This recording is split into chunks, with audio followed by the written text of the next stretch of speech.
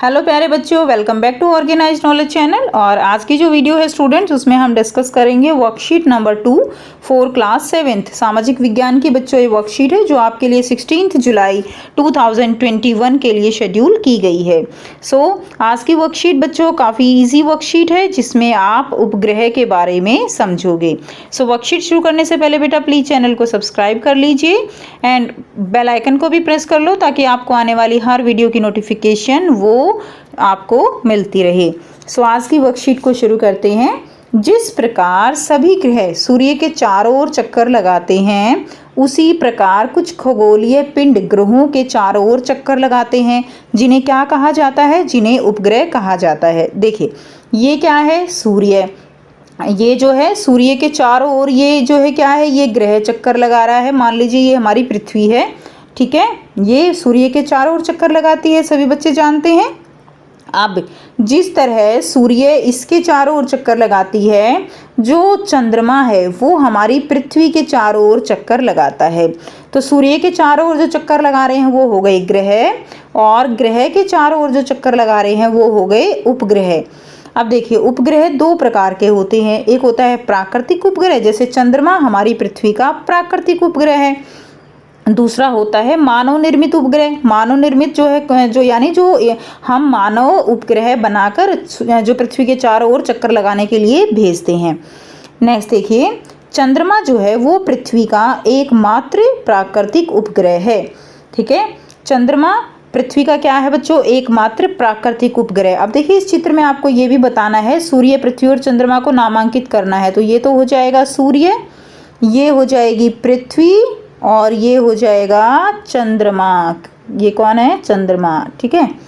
अब देखिए चंद्रमा पृथ्वी का एक चक्कर लगभग 27 दिन में पूरा करता है। यानी चंद्रमा जो है वो पृथ्वी के चारों ओर चक्कर लगाना कितने दिन में पूरा करता है? 27 दिन में। आप देखिए लगभग इतने ही समय में यह अपने अक्ष पर भी एक चक्कर पूरा करता है। यानी एक चक्कर तो ये जब ये पृथ्वी के, मान लीजिए ये पृथ्वी है और ये जो है इस तरह से अपना चक्कर जो है पृथ्वी के चारों ओर पूरा करता है लगभग 27 दिन में। और एक चक्कर ये अपने ही अक्ष पर घूमता रहता है, जैसे लट्टू अपने ही अक्ष पे घूमता है, तो इसी तरह जो चंद्रमा है या पृथ्वी है वो भी अपने अक्ष पर ही भी घूमते हैं। क्लियर है? अब देखिए वो भी कितने दिन में करता है? ये भी लगभग 27 दिन में ही अपने अक्ष पर भी ये घूम जाता है। इसके परिणाम स्वरूप पृथ्वी से हमें चंद्रमा का केवल एक ही भाग दिखाई पड़ता है। तो चंद्रमा का केवल एक ही भाग जो है वो हमें क्या होगा? दिखाई पड़ेगा। पूरा तो नहीं देख सकते ना। जिस तरह जो है एक हिस्सा पृथ्वी का सूर्य की तरफ होता है, उसी तरह एक हिस्सा चंद्रमा का हमारी तरफ होता है। नेक्स्ट देखिए, चंद्रमा का व्यास जो है पृथ्वी के व्यास का केवल 1/4 है। यह इतना बड़ा इसलिए प्रतीत होता है क्योंकि हमारे ग्रह से अन्य खगोलीय पिंडों की अपेक्षा अधिक नज़दीक है। यानी चंद्रमा हमारी पृथ्वी के नज़दीक है, इसलिए ये हमें ज़्यादा बड़ा दिखाई देता है। वैसे यह केवल हमारी पृथ्वी का 1/4 भाग है, ठीक है। चंद्रमा पर क्या है? चंद्रमा पर ना तो जल है और ना ही वायु है। इसकी सतह पर पर्वत, मैदान और गड्ढे ही गड्ढे हैं। चंद्रमा का अपना कोई भी प्रकाश नहीं है, यह सूर्य के प्रकाश से प्रकाशित होता है। यानी चंद्रमा का अपना जो है कोई प्रकाश नहीं होता, सूर्य के प्रकाश के कारण यह हमें दिखाई देता है। नेक्स्ट देखिए, नील आर्मस्ट्रॉन्ग पहले व्यक्ति थे जिन्होंने 20 जुलाई 1969 को सबसे पहले चंद्रमा की सतह पर कदम रखा। तो कौन थे? नील आर्मस्ट्रॉन्ग पहले व्यक्ति थे। कब उन्होंने चंद्रमा की सतह पर पहला कदम रखा? 20 जुलाई 1969 को, ठीक है। उन्होंने अपना पहला कदम चंद्रमा पर रखा था। चंद्रमा के बारे में और अधिक जानकारी प्राप्त करने के लिए विभिन्न देशों के द्वारा कई प्रयास किए गए हैं, ठीक है। भारत की ओर से 2008 में चंद्रयान 1 और 2019 में चंद्रयान 2 चंद्रमा पर भेजे गए थे। तो ये बात आपको पता है बेटा, 2019 में चंद्रयान 2 जो है चंद्रमा पर भेजा गया था, और ये हमारा मिशन जो है वो क्या हो गया था? फेल हो गया था, ठीक है। नेक्स्ट देखिए, आपने अनुभव किया होगा कि चंद्रमा अलग अलग समय पर अलग अलग आकार, अलग अलग स्थितियों में दिखाई पड़ता है। जिस रात आकाश में पूरा चंद्रमा होता है वह पूर्ण चंद्रमा वाली रात यानी पूर्णिमा कहलाती है। आकाश में जिस रात चंद्रमा दिखाई नहीं देता वह नए चंद्रमा की रात्रि यानी अमावस्या होती है। ठीक है, उसके बाद देखिए, यानी देखो पूरा चंद्रमा दिखाई देगा तो वो पूर्णिमा होगी, और चंद्रमा दिखाई नहीं देगा तो वो क्या होगी, वो अमावस्या होती है। ठीक है, और ये यहाँ पे दिखाया गया है, दिए हुए स्थान में रात के आकाश में चंद्रमा की विभिन्न कलाओं का चित्र आपको बनाना है। सो ये क्या है, पूर्णिमा का चंद्रमा। पहली स्थिति दिखानी है हमें पूर्णिमा। पूर्णिमा का चंद्रमा यानी फुल मून होगा। ठीक है, इसमें आप क्या करेंगे, इसमें आप जैसे आपने कॉपी पे बनाया और एज इट इज़ इसको वाइट छोड़ दीजिए। ठीक है, इसमें आपको कुछ नहीं करना, बस आपको इसमें अगर कलर पेपर पे बना रहे हो तो इसमें वाइट कलर आपको कर देना है। क्लियर है, सफ़ेद रंग कर देना, क्योंकि पूर्णिमा में तो चांद पूरी तरह से चमक रहा होता है। आज की रात की चंद्रमा की स्थिति, तो आज की जो रात है उसकी चंद्रमा की स्थिति जानने के लिए हमें देखना पड़ेगा कि अमावस्या कब की थी। तो बच्चों जुलाई में 9 जुलाई को थी अमावस्या, यानी चांद बिल्कुल दिखाई नहीं दिया। 9 जुलाई के बाद आज है 16 जुलाई, यानी 16 जुलाई को चंद्रमा जो है 1 वीक बीत चुका है। 15 डेज़ का ये क्या होता है, टाइम होता है। आफ्टर 15 डेज़, हर 15 दिन के बाद अमावस्या, फिर पूर्णिमा, फिर अमावस्या, ऐसे ये साइकिल चलता रहता है। तो 9 से 16 आज की चंद्रमा की स्थिति क्या होगी कि लगभग हाफ चंद्रमा हमें दिखाई देगा। ठीक है, तो इसमें क्या करेंगे आप, हाफ को तो जो है आप क्या करेंगे बच्चे, देखिए अभी जो है दोबारा से बता देती हूँ।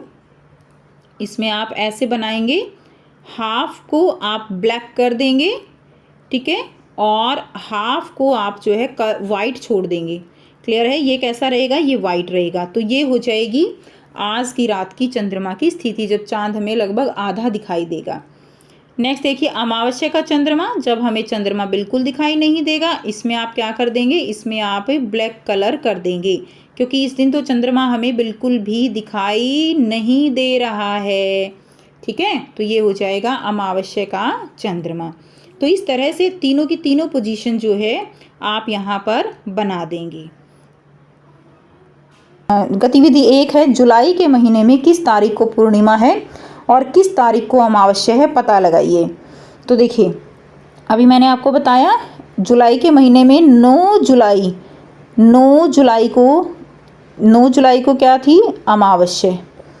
ठीक है, 9 जुलाई को अमावस्या, और अब 24 जुलाई को है पूर्णिमा। ठीक है, 24 जुलाई को क्या है बच्चों, पूर्णिमा। तो यानी हर एक 15 दिन के बाद चंद्रमा की जो स्थिति है वो क्या है, बदलती रहती है। हर एक 15 दिन में अमावस्या होगी, अगले 15 दिन पूर्णिमा होगी। ठीक है, तो इस तरह से ये चक्र चलता रहता है। नेक्स्ट देखिए, तो ये भी आपको लिखना है। नेक्स्ट देखिए, मानव निर्मित उपग्रह कृत्रिम उपग्रह कहलाते हैं। अभी हमने पढ़ा प्राकृतिक उपग्रह कौन सा था, चंद्रमा। मानव निर्मित उपग्रह कृत्रिम उपग्रह कहलाते हैं, यानी जो मानव के द्वारा बनाए गए उपग्रह हैं। ये वैज्ञानिकों द्वारा बनाए जाते हैं। इन्हें रॉकेट के द्वारा अंतरिक्ष में भेजा जाता है और पृथ्वी की कक्षा में स्थापित कर दिया जाता है। तो ये रॉकेट के द्वारा जो है अंतरिक्ष में इनको भेजा जाता है, और फिर पृथ्वी की कक्षा में इनको, जैसे चंद्रमा जो है पृथ्वी की कक्षा में घूमता है, ठीक है, उसी तरह इनको भी कक्षा में स्थापित कर दिया जाता है। उसके बाद देखिए, इनकी सहायता से हमें ब्रह्मांड के बारे में जानकारी मिलती है। इन्हीं की सहायता से संचार माध्यमों, जीपीएस, टेलीविज़न का इस्तेमाल कर पाते हैं। अंतरिक्ष में उपस्थित कुछ भारतीय उपग्रह भी हैं, इनसेट, आईआरएस, एड्यूसेट, ये सब क्या हैं, ये सब भारतीय जो है कृत्रिम उपग्रह हैं। गतिविधि 2, दैनिक जीवन में और कहाँ कहाँ कृत्रिम उपग्रहों की सहायता ली जाती है, पता लगाइए। तो देखो बच्चों, दैनिक जीवन में भी हम कृत्रिम जो उपग्रह हैं उनकी सहायता से हम जो भूकंप है, पॉल्यूशन है, उनका पता लगाते हैं। तो आइए बेटा करते हैं इसका आंसर। सो यहाँ से स्टूडेंट्स आप इसका आंसर करेंगे। हमने भी पढ़ा जीपीएस, टेलीविज़न, ये सब तो जो है कृत्रिम उपग्रह से चलते ही हैं।